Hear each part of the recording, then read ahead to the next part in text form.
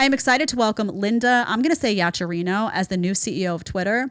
He tags her at Linda Yach. Will focus primarily on business operations while I focus on product design and new technology. Looking forward to working with Linda to transform this platform into X, the everything app. Okay. Linda's a problem. Linda's a big problem. She's a big problem. I'm going to tell you why. Let's go to that article that I had prior to that, and let's break it down. Del, you have that one? Yep. Okay. Likely new Twitter CEO, this is before it was officially announced, but it's important nonetheless, is a WEF executive chair, that's World Economic Forum for those just tuning in to my commentary on them, that suggested Elon Musk limit his tweets. Yaccarino said advertisers need to feel there's an opportunity for them to influence what you're building.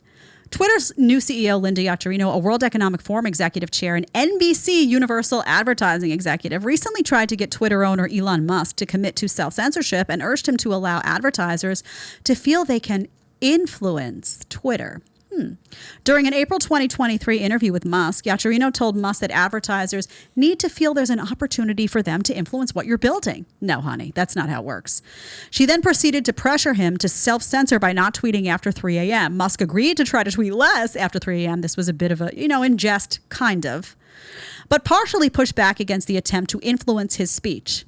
If I were to say, yes, you can influence me, that would be wrong, Musk said. That would be very wrong because that would be a diminishment of freedom of speech. Yaccarino disagreed. Shocking. Claiming that influencing is more of an open feedback loop. Yeah, sure it is, honey. For advertisers to help develop Twitter into a place where they will be excited about investing. No, that's not what's going to happen. She's wanting advertisers to have say as to what does and doesn't get said and does and doesn't get flagged. That's what she's actually saying. Musk continued to push back and said, it's totally cool to say that you want to have your advertising appear in certain places in Twitter and not in other places, but it is not cool to try to say what Twitter will do if that means losing advertising dollars. They go on and have this debate. Okay. Now, who is this woman?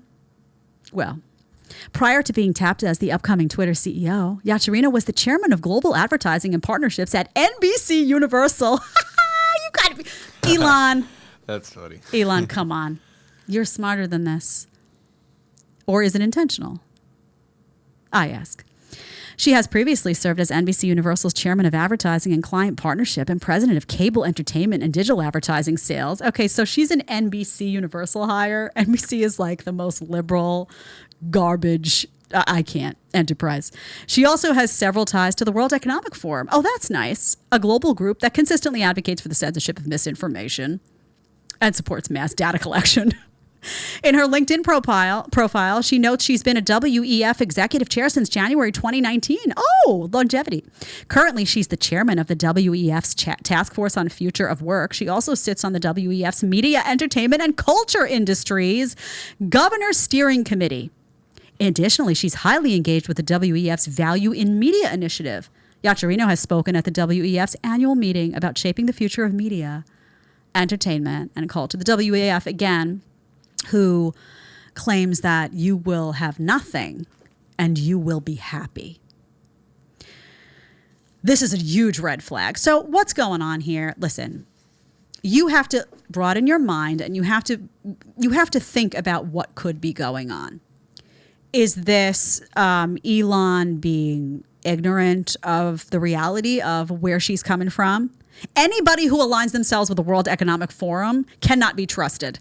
I don't care. Somebody wrote me this morning and said, well, maybe, she's only a little involved with them. There is no a little involved. You saw the videos from Klaus Schwab where he was talking about how he has all these little puppets, out there like Trudeau, and he's, trying to infiltrate cabinets. And this is an agenda. This is a one world government agenda to control people.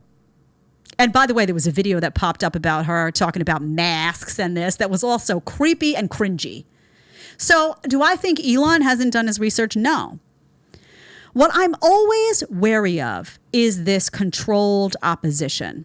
I am. There are a lot of people out there who want to give the illusion of granting freedom of speech or the illusion of caring about freedom of speech. Fox News. And they don't. They don't. It's all a game. It's all trickery. Now, I think Elon has done a lot of stuff that's moved Twitter in the right direction, but I wind up sometimes looking at him and saying, but the electric cars and the AI, something doesn't add up here for me with him, if I'm being 100% honest. That's not to say that I don't like a lot of what he's done with Twitter. But when you get a hire like this, you're like, well, what's going on in his mind there? All I'm saying, am I saying that Elon Musk is controlled opposition? I'm not making that declarative statement.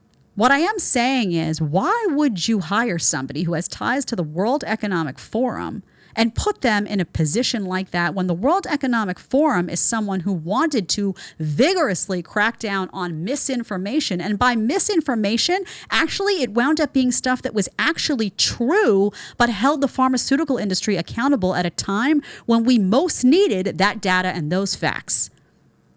Why? If you like the short clip and want to watch the full episode, click here. And if you want to connect with me one-on-one on Connect, you're going to click right here. Let's get to talking.